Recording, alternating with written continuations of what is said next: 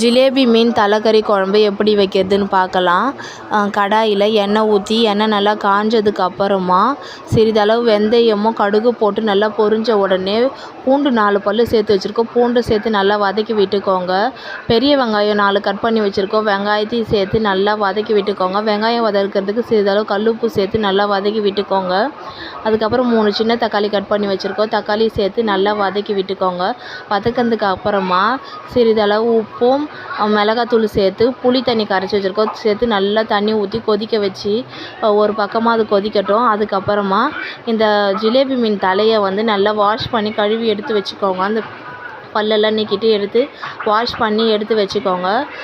அதுக்கப்புறம் இந்த குழம்பு கொதித்த உடனே இந்த மீனை எடுத்து போட்டு நல்லா கிளறி விட்டுக்கோங்க. இந்த மீன் குழம்பு இறக்கிறதுக்கு ஒரு 2 நிமிஷம் முன்னாடி தேங்காய் பால் சேர்த்து இறக்குனீங்கன்னா குழம்பு டேஸ்ட்டாக இருக்கும். ட்ரை பண்ணி பாருங்கள். தேங்க்யூ.